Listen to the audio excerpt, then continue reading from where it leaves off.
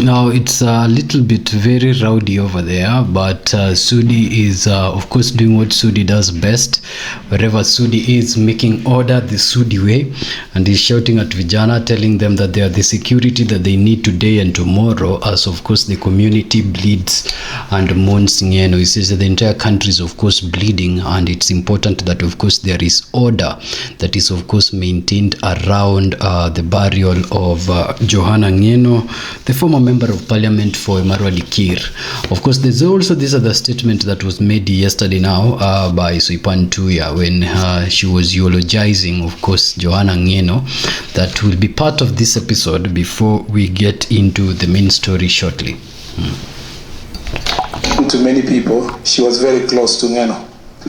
And since I was part of the negotiations that took place in 2022, I know the inside story and where Yeno stood when it came to Soipan. So I'd like to invite her to say something.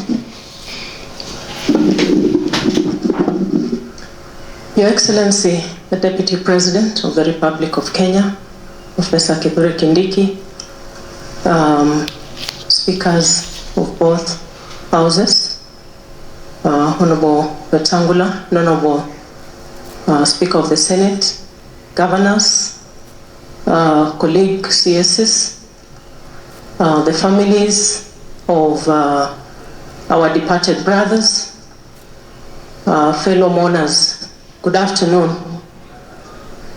I would like to, on my own personal behalf, on behalf of my family, and on behalf of the Ministry of Defense, I would like to pass my very sincere condolences to the families, friends, relatives, and many Kenyans who are mourning today for the loss of our brothers, Wycliffe, Carlos, Honorable Yeno, Lieutenant Colonel retired Were, Amos, and Nicholas. I will not be long because of time, but just to say that Narok County is in mourning for the loss of all these very dear brothers, as well as the military fraternity because of retired Lieutenant Colonel Were. And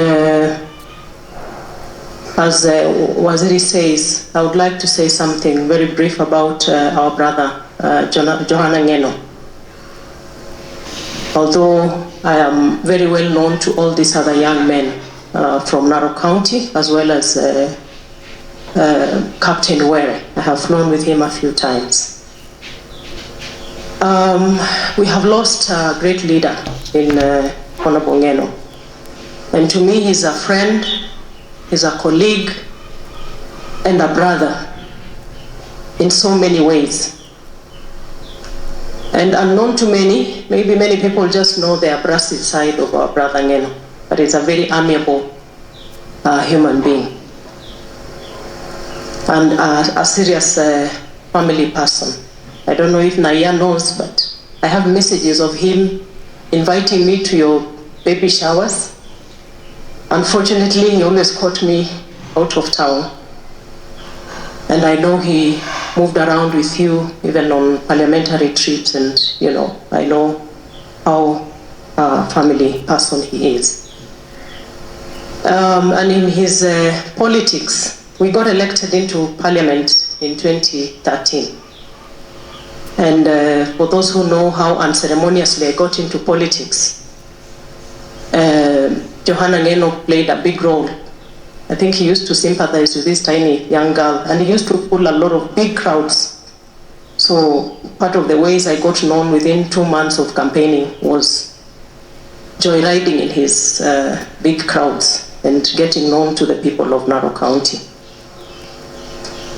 He was very supportive all through our political career, and even on days when sometimes he would declare people persona non grata in Emurua Dikkir, as I know the leaders of majority did not say much of the 2022 campaigns. They were tough. Honorable Ichungwah and Aaron, you know, there were days when you could not get into Emurua Dikkir. But 2017. But he always supported me all along. And when I vied for governorship in 2022, he always called me my governor, while I knew exactly where his heart was. But he would call me his governor, and true to his word, he was always very soft with me. Even when things were hot in Emurua Dikkir, I would find my way around. And I think he's a Mkarabati. I don't know what Sudi will say, but I know he's one Mkarabati of politics, Yeno. So one day, him and Farouk accosted me in the deputy president's residence in Karen when we were at the heat of campaigns for governorship, and I was vying against his father-in-law, Patrick. So him and Farouk put me in a room and said, you know, we have seen far, and we know you're going to become a cabinet secretary. And knowing who he was and who Farouk is, nikajua hawa wananipanga. So I was very furious with them. I walked out on them. To cut the long story short, when I got appointed, he came back and said, you see, I had a prophecy. So amekuwa akinidai prophecy fees lately. We've lost a great friend, a great leader. So people are still actually sending their condolences and are in the last days of mourning. Of course, Johanna and Yeno, the former member of parliament for Emurua Dikkir, these solemn statements and revelations of politics are also coming in amidst them. And among it is, of course, the fact that now you cannot deny it. Honorable Yeno was, of course, never in good terms with Aaron Cheruiyot. He was never in good terms with Ichungwah.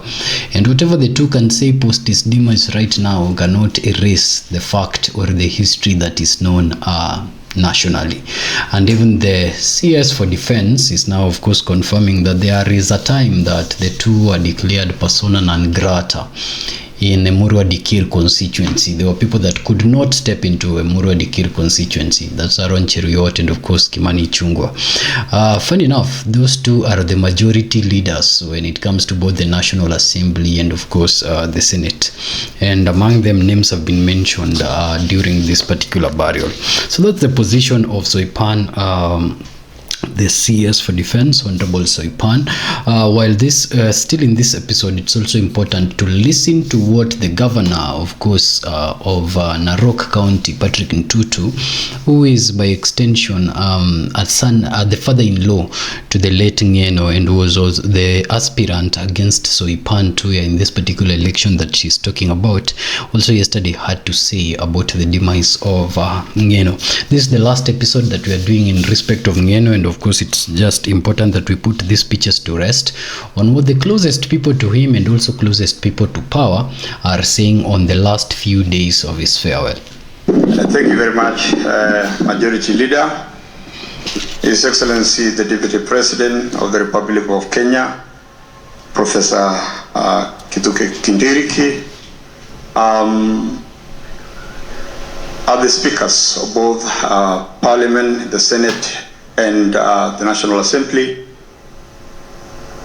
The CSS were here, the PSS were here, Bishop Langat of AGC, the family of our fallen heroes. Ladies and gentlemen, good afternoon. Bwana Yesu asifiwe. Hebu mnisalamie tu pale huko. Just greet me, just greet me. First and foremost, allow me to take this opportunity on behalf of the people of Narok to convey my sincere condolences to the families who have lost their loved ones. For me, this is the saddest day of my life.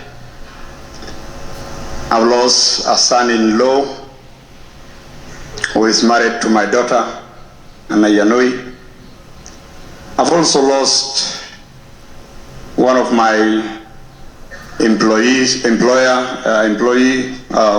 Rono, who is my protocol officer.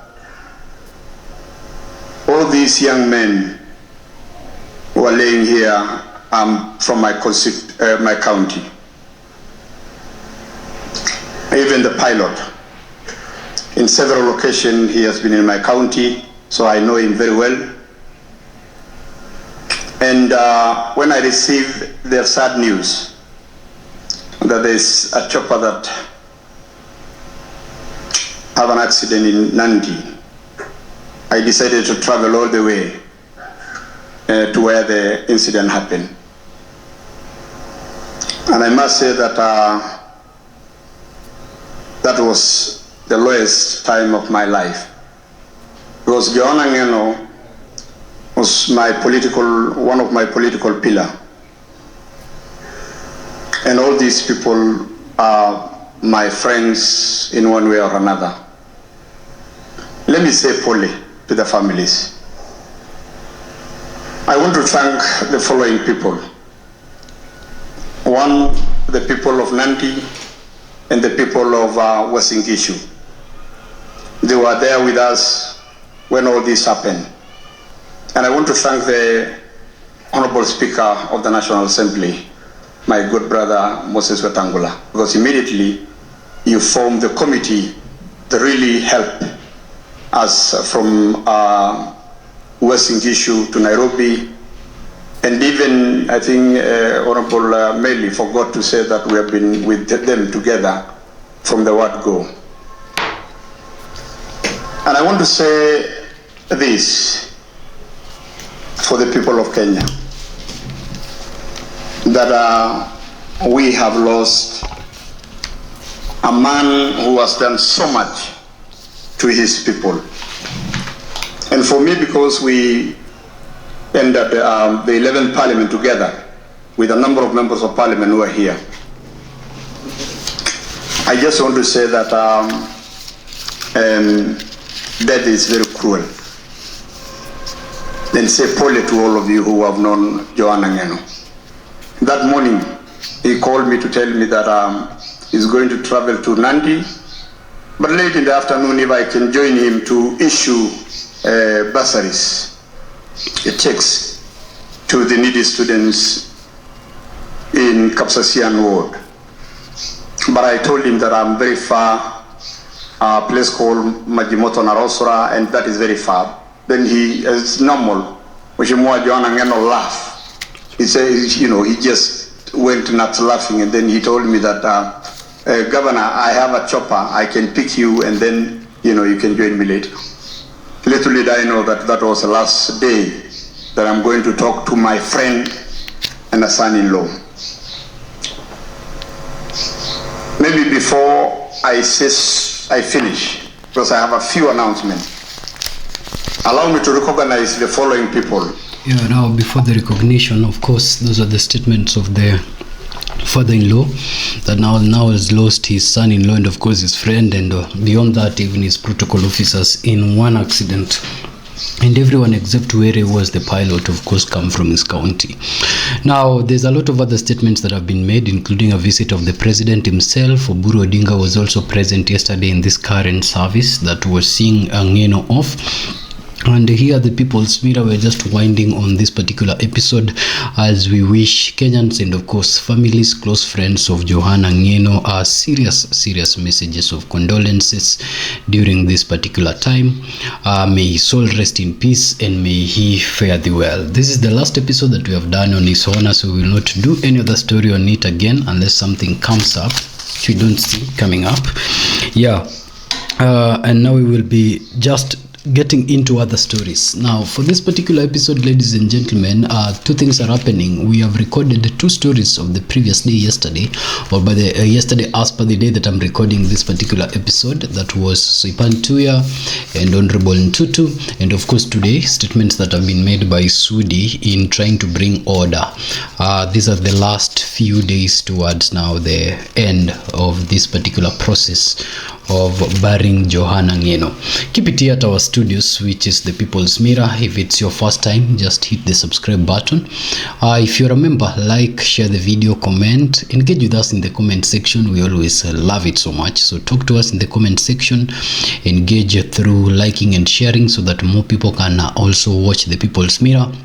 Keep it here because our second story, or our next story, is one that is now talking about the indefinite extension of course the 10-point agenda, and that's a story you do not want to miss. So keep it here until our next episode.